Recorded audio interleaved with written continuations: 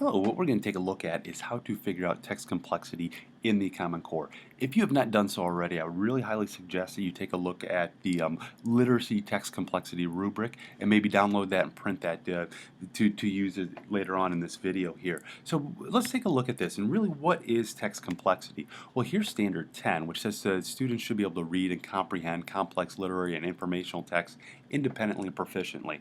This standard is the same from grades kindergarten all the way up through grade 12. So what exactly does this mean? Here's a definition that you'll see out of the Common Core State Standards Appendix. And it's important to really note that there is no exact science for determining the complexity of a text. There's not a single source of information that can accurately summarize the complexity of all text.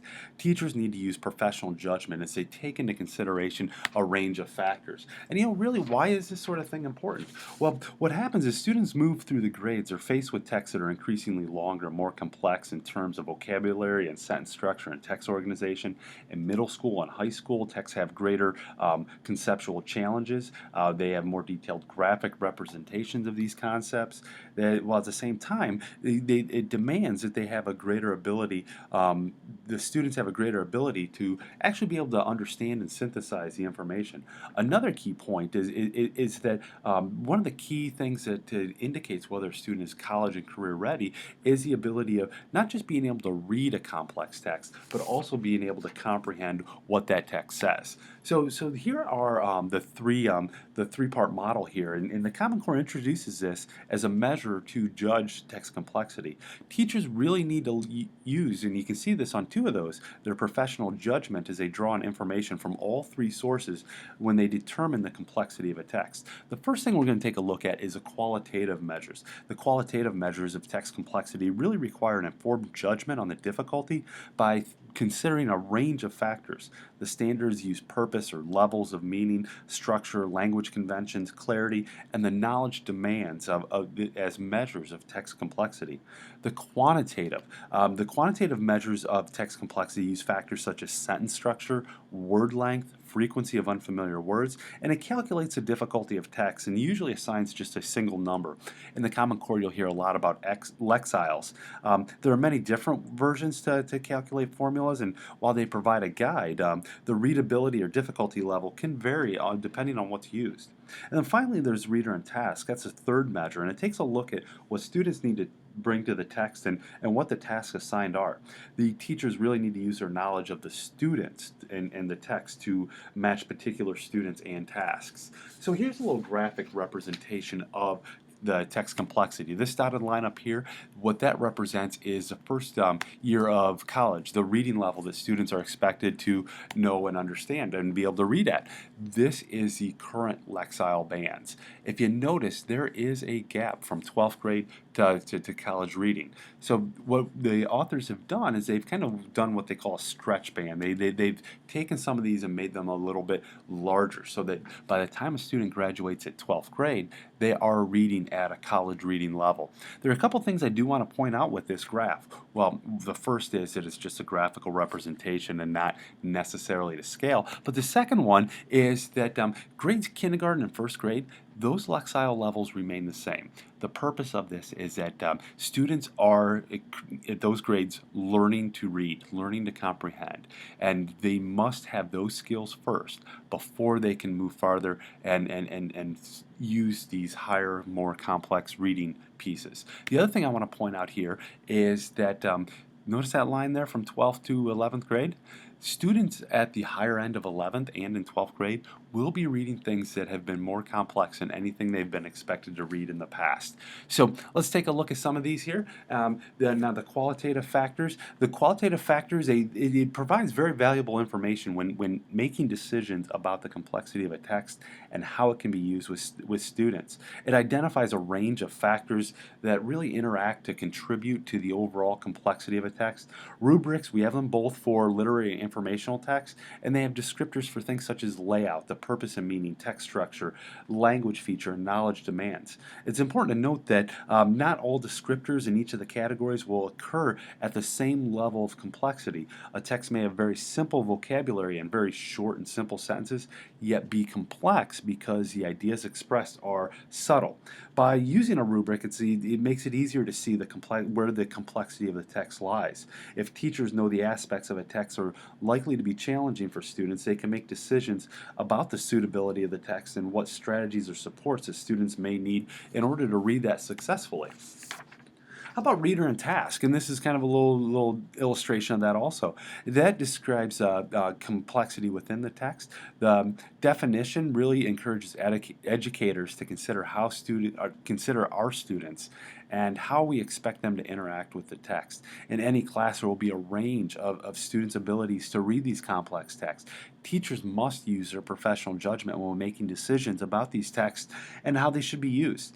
This judgment is dependent on the teacher's knowledge of students as readers, their understanding of the complexity of text, and the ability to use a range of instructional approaches flexibly.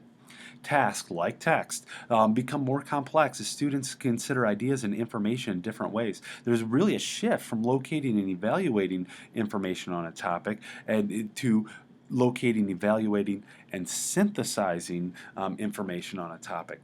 And obviously, the more complex a text is, the more support a student will need. Students will be introduce these complex texts throughout middle and high school. This is done through basically a gradual release of responsibility where complex texts are introduced in a supportive context that facilitates these higher levels of independence.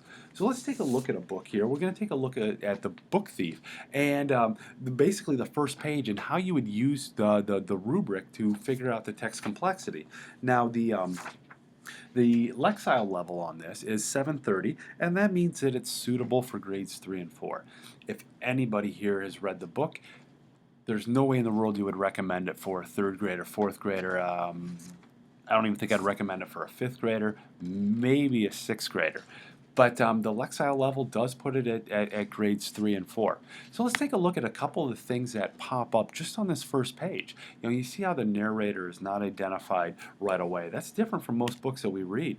Another thing that's popping up here is in this first page there are 3 examples of figurative text.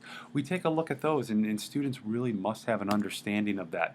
Now I'm going to give away a little bit of information here. If you haven't read the book, the narrator is death, and death is personified in this book. And then there's this weird little thing at the bottom, and it really kind of makes for a neat book, but it's very different from what you've seen. It's got this unique technique here. When the author wants to get information to you, it's bold and it has that. So it's a little bit unique. It's not just paragraph, paragraph, paragraph. So we take this information, we take a look at the literary rubric, and we find out where things lie in here. I know this is difficult to read as you're looking at a video, so we'll go through a couple of these, and this is why I should get the rubric before you read this. But we can see that a lot of these things here are actually showing up in the area of either complex text or very complex text. For example, this one here on structure, the connections among events or ideas are implicit or subtle throughout the text. When you read The Book Thief, you really have to make these connections, a lot of them on your own. So far what we have is mostly in the complex, very complex area, and now we get to the somewhat. Most of the sentences in this book really are very basic, simple, and compound sentences. There's not much difficult in there to read. But there is a figurative literary language. They've got metaphors and similes all throughout this book. So that bumps that piece up into very complex. The vocabulary in this is very, very basic. So you can see how sometimes you'll be in very different categories, just like a rubric when you're grading a student. So we go through all of this, and what we have here, when we look at where it says simple text, If most of the things show up in simple text, you can pretty much say that the Lexile level, this is marked at as it's the appropriate grade level. If most of them show up in the somewhat complex text, you can say that that the grade level, you bump it up a grade band. Complex text, bump it up 2, very complex, bump it up 3. What that would find us is we've actually bumped this text up into about a ninth grade level because of where these things have been put on the rubric. And, it really does show that this is important not to rely only on the quantitative measures. Like I said, the Lexile level is 3rd and 4th grade. Nobody would recommend it for them. But this is marked as an exemplar text for 9th and 10th grade in the standards. Because students are really likely to have the following things. They'll be challenging. The historical setting. Much of the text is figured. It's a long book. It's over 550 pages. The stylistic techniques, whether and then the multiple themes that are in there. So this is an example of how to use a rubric, how to use all 3 of these pieces in order to figure out text complexity as it relates to the Common Core.